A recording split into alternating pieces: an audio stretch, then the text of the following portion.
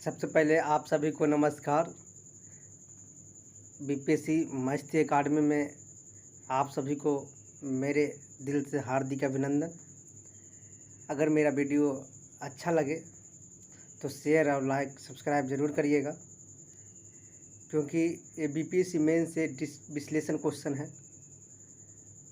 बहुत सारे क्वेश्चन जो विस्तृत रूप में आप पढ़ सकते हैं और उसको जानकारी रखिएगा, तभी आपका हर चीज़ का सॉल्यूशन होगा। तो अगर आप मेरे वीडियो पर, आप मेरे चैनल पर पहले से सब्सक्राइबर हैं तो ठीक है, लेकिन अगर जो नए हैं तो कम से कम बेल आइकन घंटे को ज़रूर दबाइएगा, सब्सक्राइब ज़रूर करिएगा, ताकि अगला जो वीडियो मैं बनाऊं वो आपको नोटिफिकेशन सबसे पहले मिल सके, ताकि आप भी ज्ञान अर्जित कर सकें तो सबसे पहले दोस्तों हम चलते हैं पाल कला के बारे में हम जानकारी लेते हैं। पाल कला क्या है, इसके बारे में सबसे पहले हम जानकारी लेते हैं। तो पाल कला के बारे में जो पढ़ेंगे हम लोग, कहा जाता है कि 8वीं से लेकर के 12वीं शताब्दी तक, 8वीं से लेकर के 12वीं शताब्दी तक, यानी 8वीं ईस्वी से और 12वीं ईस्वी के बीच में 400 वर्ष का जो समय लगा, उसमें बिहार, बंगाल पर सबसे ज़्यादा पाल शासकों का आधिपत्य रहा। सबसे ज़्यादा पाल शासकों का आधिपत्य रहा, जिसमें बिहार के नालंदा जिला में एक विश्वविद्यालय स्थापना भी हुआ। विक्रम विश्वविद्यालय का भी मुंगेर में स्थापना हुआ, भागलपुर। तो इसी तरह से विश्वविद्यालय कई स्थापित होते चले गए। पाल शासकों का 8वीं से लेकर के 12वीं ईस्वी तक के बहुत सारे उदय भी होते गया।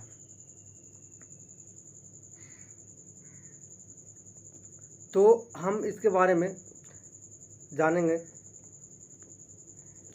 कि नालंदा विश्वविद्यालय और विक्रम विश्वविद्यालय जो हुआ, वहाँ बहुत सारे अवशेषों का भी पता चला, जिसमें पता चला अवशेष स्तूप, जिसमें पता चला स्तूप और मठ।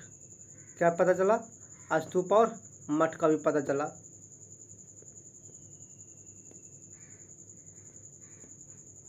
स्तूप और मठ का भी पता चला। उसी आधार पर इसको विश्लेषण किया गया, और विश्लेषण कर करके बताया गया कि यहाँ भी बौद्ध का कुछ अवशेष प्राप्त है, यहाँ भी बौद्ध का विश्वविद्यालय या अनेक प्रकार के संरक्षित चीज़ यहाँ मिल चुका है। कहा जाता है कि पालकालीन जो जावा क्षेत्र था, वहाँ पे हिंदू जवाई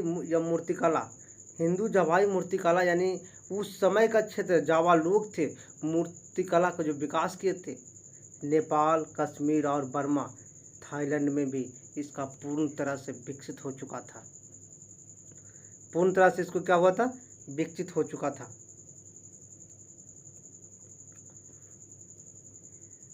आगे आते हैं दोस्तों। बौद्ध कला के बारे में ये भी कहा गया है कि बौद्ध कला जो है, यहाँ पे जो मूर्तिकला जो मिला था, छाराहारी और मनोहरी आकृति में मिला था। ये अनेक प्रकार के आभूषण सजावट होता था, आभूषण से सुसज्जित होता था। ये आभूषण से सुसज्जित देखने में बहुत सुंदर लगता था। ये जो कहा जाता है कि बिहार और बंगाल में जो मूर्तियाँ मिला है, बंगाल की अपेक्षा बिहार में सबसे अधिक मोटा मिला है।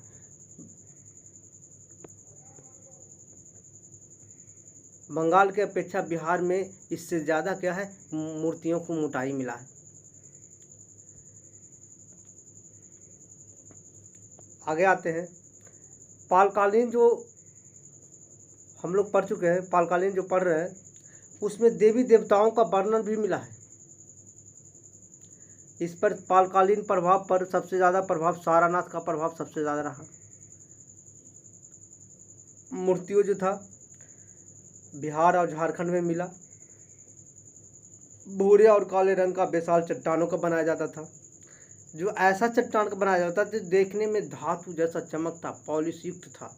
चट्टानों को काट करके इस तरह से रंग रूप दिया जाता था कि ये पॉलिश युक्त होता था। सारनाथ का सबसे ज़्यादा इस पर अत्यधिक प्रभाव रहा पालकालीन शासकों पर।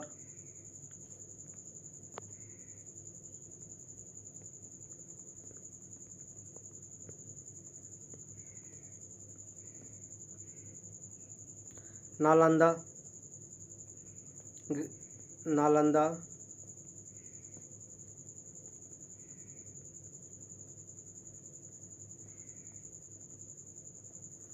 नालंदा, गया, काशीपुर और शकरबंद। नालंदा, गया, काशीपुर और शकरबंद ये था पालकालीन मूर्तियाँ मिला जो पॉलिशयुक्त। इसके पहले बताए थे कि धातु की तरह तेज चमक होता था। एक काले बेसाल्ट चट्टानों को बनाए जाते थे। एक काले बेसाल्ट चट्टानों के बनाए जाते थे। कहा जाता है कि बिहार और पश्चिम बंगाल के बीच में एक नदी है जिसका नाम है महानंदा। वहाँ पे देवी गंगा की आकृति का प्रमाण मिला है। वो आकृति में इस तरह से पॉलिशयुक्त है कि देखने में जैसे धातु की जैसी लगता है। देखने में जैसा क्या लगता है, धातु जैसा लगता है। और आज भी उसका अवशेष प्राप्त किया है। बुद्ध के अनेक रूपों को मैंने वर्णित किया गया है,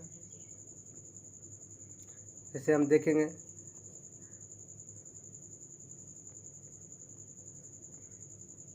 बुद्ध के अनेक रूपों में वर्णित किया गया है। यथा अवलोकितेश्वर हुआ, मंत्रेय हुआ, बोधिसत्व हुआ और मंजूषी मिश्र हुआ। पालकालीन जब तक इस्लाम का कब्जा नहीं था तब तक ये पालकालीन लोग फल फूल उत्सर्जित रहते, एक जगह से दूसरे जगह अपना शासन को स्थापित कर रहे थे। लेकिन जैसे जैसे पालकालीन में इस्लाम प्रवेश करता गया, इसका पतन की ओर लड़खड़ाते चला गया। पतन की ओर इसका लड़खड़ाते चलते चला गया। 8वीं से 12वीं शताब्दी के बाद 12वीं शताब्दी बाद पालकालीन या पाल शासकों का अंत होता धीरे धीरे चला गया।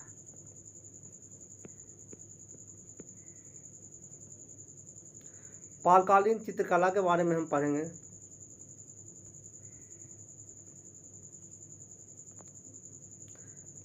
इसका अवधि था 750 से 1200 ईस्वी के आसपास में। 750 से 1200 ईस्वी के आसपास में अवधि था। इसमें लघु चित्रकला का सबसे बड़ा योगदान था। पूर्वी भारत में और पाल वंश यानी पूर्वी भारत में 11वीं से 12वीं शताब्दी की ईस्वी में पाल वंश का स्थापना हुआ था।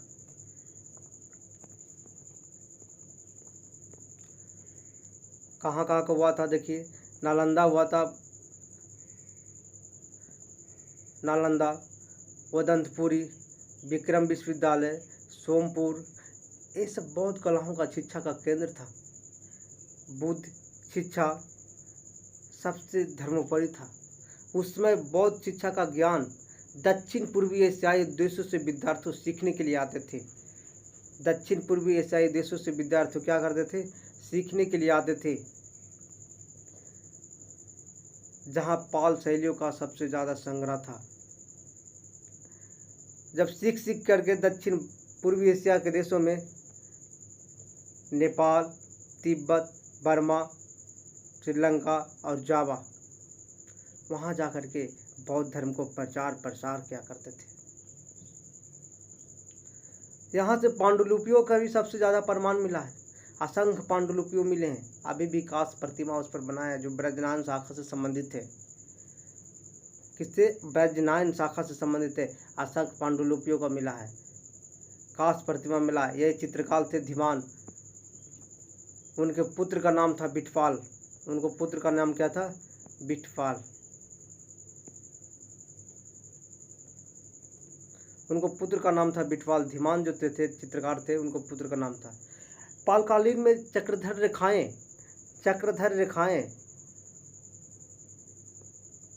इस तरह की रेखाएं बहुत मात्रा में मिला। वर्ग की आभाएं मिला। अजंता से चित्रकला का प्रभाव मिला। शैलियों को चित्रकला तारपत्र के बने होते थे।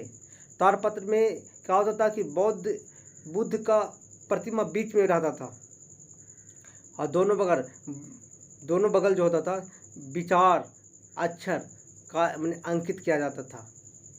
विचार और अक्षर का अंकित किया जाता था। तारपत्र में बुद्ध का फोटो जो एक तरफ अक्षर जिसमें बुद्ध का प्रतिमा बीच में होता था। रंग में प्रयोग किया जाता था। लाल, नीला, पीला, काला और श्वेत का प्रयोग इसमें किया जाता था।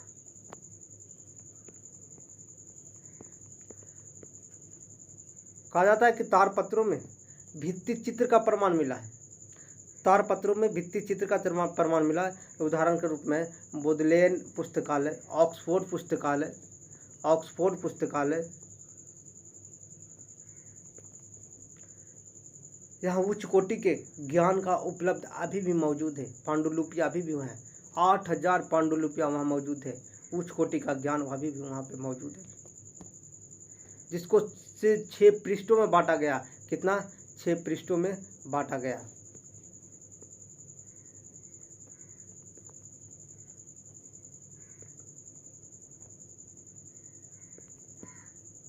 यहाँ पे सबसे ज़्यादा प्रभाव रहा पाल शासकों का। अब आगे आते हैं, देखते हैं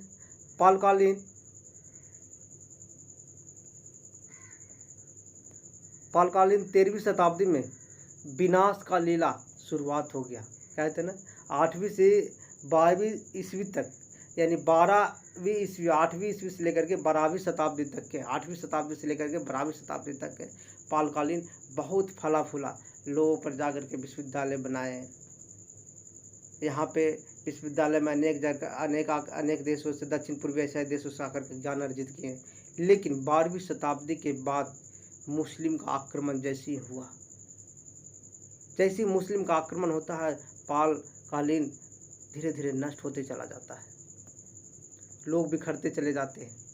लोग एक देश से दूसरे देश भागते चले जाते हैं। कुछ अवशेष को लेकर के जाते रखे हैं।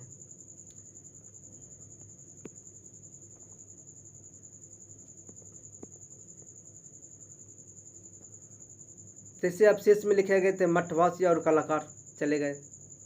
नेपाल में गए थे। नेपाल में वहाँ पे सबसे ज़्यादा विकास करती का नेपाल में जैसे वो विकास किए, नेपाल के दक्षिण पूर्वी एशियाओं में सबसे ज़्यादा विकास हुआ। वहाँ पे लोग अपने कला को चुरा करके लेके चले गए, क्योंकि यहाँ पे सबसे ज़्यादा मुस्लिमों का आतंक छा गया था। सबसे ज़्यादा मुस्लिमों का आतंक छा गया था। कहा जाता है कि पाल वास्तुकला का प्रभाव या स्थापत्य कला का प्रभाव विक्रमशिला या उदंतपुरी या नालंदा या सोमपुरी में भी किया गया था, जहाँ पे बौद्ध मठ राजा गोपाल ने बनवाया था। कहाँ पे बनाया था? बौद्ध मठ का निर्माण राजा गोपाल ने किया था। कौन? राजा गोपाल ने किया था।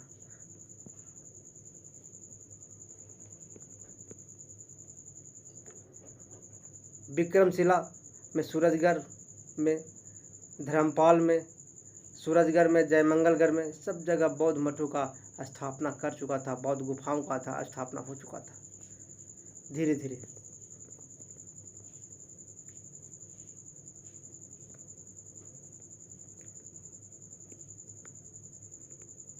कहा जाता है कि कुछ अवशेष जो धीरे धीरे करके काशी में महिपाल जो शासक थे, वहाँ सैकड़ों मंदिर और भवन का निर्माण किए थे। काशी में महिपाल शासक थे, सैकड़ों भवन और मंदिर का निर्माण किए थे। एक थे शासक का नाम रामवती, जो रामपाल में मंदिर तथा भवन का भी निर्माण इन्होंने पूरी जोर तोड़ से किया था। गया में विष्णुपद मंदिर, ये अर्धमंडप के नाम से जाना जाता है, जो पाल कला से संबंधित है। अर्धमंडप के नाम से जाना जाता है। गया में विष्णुपद मंदिर अर्धमंडप के नाम से जाना जाता है, जो पाल कला से संबंधित है। आते हैं, एक शासक का नाम था शैलेंद्र शासक, जिसका बलपुत्र देव अनुमति लिया था देवपाल से। बलपुत्र देव ने अनुमति लिया था किससे? देवपाल से। और इन्होंने बौद्ध मठ का आविष्कार बनाया था, बौद्ध मंदिर बनाया था। कुछ बनाया था? बौद्ध मंदिर बनाया था, पक्के ईंट से जो बना होता था। नालंदा विश्वविद्यालय की स्थापना कुमारगुप्त ने किया था। नालंदा विश्वविद्यालय की स्थापना कुमारगुप्त ने किया था। यहाँ पे बौद्ध और जैन धर्मों का शिक्षा दिया जाता था।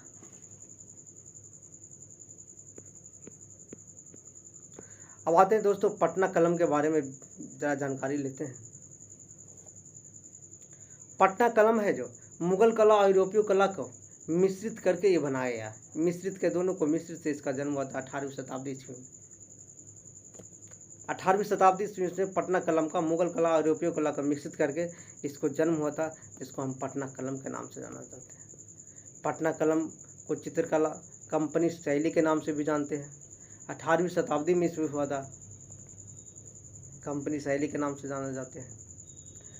कहा जाता है कि पटना कलम जो होता था एक कागज पर सीधे ब्रश से बनाया जाता था, सीधे ब्रश से बनाया जाता था, लेकिन बाद में धीरे धीरे चमड़ा, शीशा, हाथी का दांत, ये सब चीज़ों पर बनाया गया। पटना कलम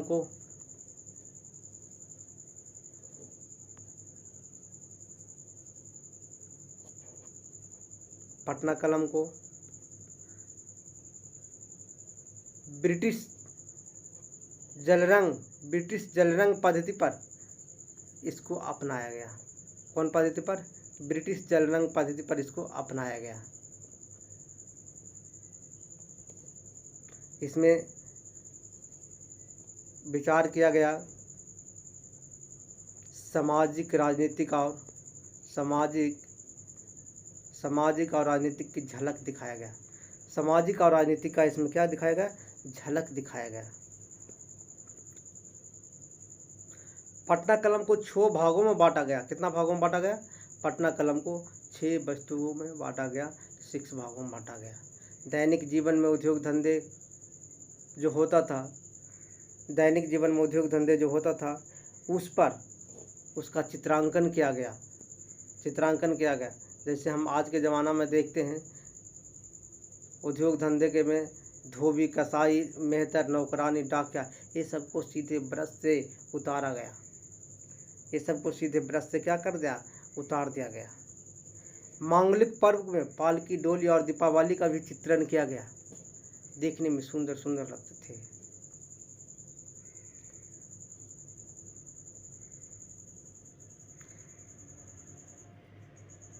धोबी, कसाई और कुली का भी प्रयोग किया गया। पालकी में डोली, दीपावली, दाह संस्कार का भी शामिल किया गया।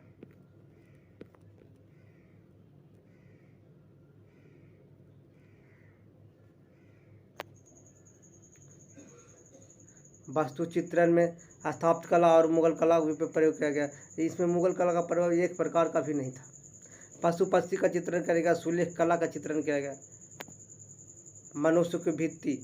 मनुष्य के चित्रों का जो प्रयोग किया गया उसमें ऊंची ऊंची नाक होता था, भारी बाँह होता था, पतले चेहरा होता था। सीधे कागज पर ब्रश से बनाया जाता था।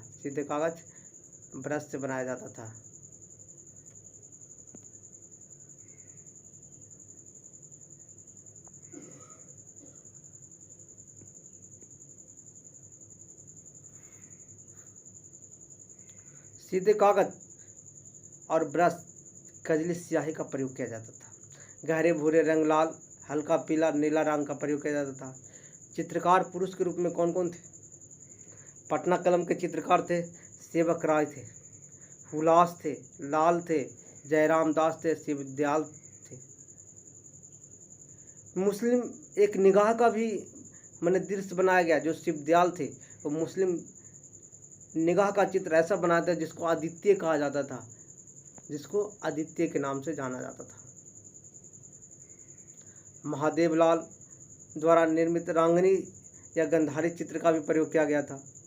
राधा मोहन प्रसाद पटना आर्ट कॉलेज की स्थापना किए थे। पटना आर्ट कॉलेज की स्थापना कौन किए थे?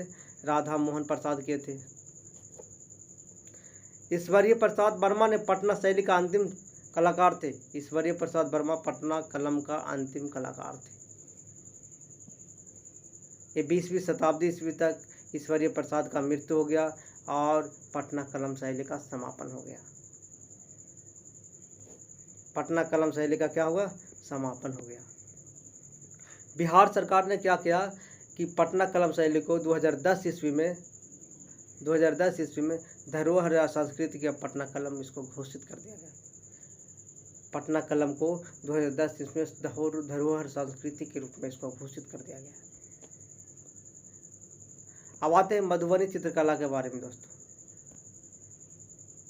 मधुबनी चित्रकला ये मिथिलांचल क्षेत्र से संबंधित है। मधुबनी, दरभंगा और सहरसा से क्षेत्र संबंधित है।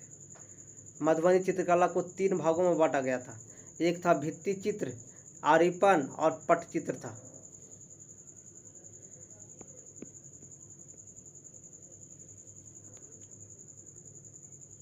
घर की सजावट, धार्मिक चित्र, राधा कृष्ण, शिव पार्वती की मूर्ति, लक्ष्मी विष्णु, कोहबर दीवारें, ये सब था। आरीपन में था महिलाओं का घर आंगन। महिलाओं को घर में आंगन जो होता था उसमें पीसे हुए चावल से इसको सजाया जाता था। आरीपन उसको बोलता है। पटचित्र में कहा जाता है कि व्यक्ति का चित्रांकन किया गया था। व्यक्ति का चित्रांकन किया गया था। इसमें व्यक्ति का चित्रांकन किया गया था। शारीरिक सौंदर्य का ख्याल रखा जाता था। इसमें शारीरिक सौंदर्य का इसमें ख्याल रखा जाता था। अंगुलियों और बाँस का भी चित्रण किया जाता था। अंगुलियों और बाँस का भी चित्रण किया जाता था। धार्मिक सूर्य और चंद्रमा, तुलसी का पौधा का भी इसी से वर्णन मिलता है। चटके में रंग गहरे लाल, हरा, पीला, नीला, काले रंग का प्रयोग किया जाता था। मुख आरतियों का कहा जाता है कि मुख आरतियों जो मुख आरती होता था बड़ी बड़ी होती थी, खाली जगह उसमें नहीं होता था। कुछ न कुछ फूल पत्ती पेड़ पौधे उसमें भर दिया जाता था बनाकर। कहा जाता है कि मुख्य आरतियों में उच्च स्तरीय समुदाय के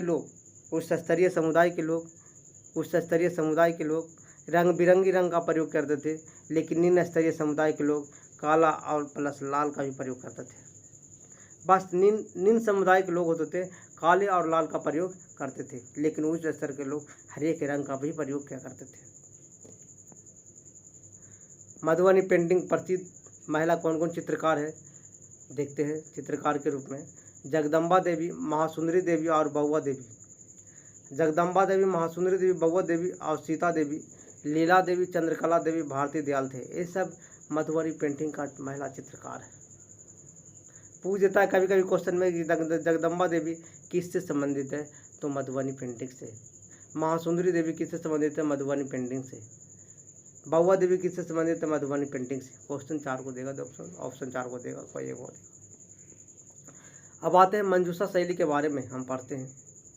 बिहुला और बिसाहरी दंत कथाओं पर आधारित है भागलपुर के क्षेत्रों में। बिहुला और बिसाहरी दंत कथाओं पर आधारित है भागलपुर के क्षेत्रों में।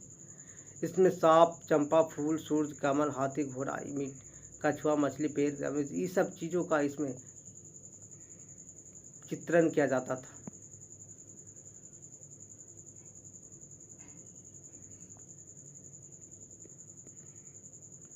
मंजूषा शैली को 3 भागों में बांटा गया था। मंजूषा शैली को 3 भागों में बांटा गया था। 3 रंगों में प्रयोग इसका किया जाता था। गुलाबी, हरा और पीला का प्रयोग किया जाता था। इसका चित्रकार थे चक्रवर्ती देवी। कौन थे? चक्रवर्ती देवी इसका चित्रकार थे। मंजूषा चित्रकला और मधुबनी चित्रकला में हम देखते हैं जरा सा अंतर। इसका क्या अंतर है, रोल क्या है, दोनों में रोल क्या अपनाया है। ये बिहार से संबंधित है, लेकिन ये बिहार के मिथिलांचल क्षेत्र से संबंधित है। मंजूषा शैली में 3 रंग का प्रयोग किया जाता था, गुलाबी, हरा और पीला का प्रयोग किया जाता था, लेकिन इसमें विभिन्न रंगों का प्रयोग किया जाता था मधुबनी शैली में। बिहुला बिसारी दंत लोक कथा कहानियों और दंत कथाओं पर आधारित है मंजूषा शैली, लेकिन ये मधुबनी शैली बनावटी के आधारित है। किनारों का इसमें प्रयोग किया जाता था, लेकिन इनमें किनारों का वैकल्पिक प्रयोग किया जाता है, वैकल्पिक रूप में प्रयोग होता है। तो थैंक यू दोस्तों। अगर मेरा वीडियो आपको अच्छा लगा, पहली बार आए होंगे तो सब्सक्राइब, लाइक और शेयर ज़रूर करिए। ताकि हमें मोटिवेशन का पावर मिले और से अच्छा वीडियो आपको हम बना करके दे, अच्छा सा समझाने का प्रयास करें। Thank you.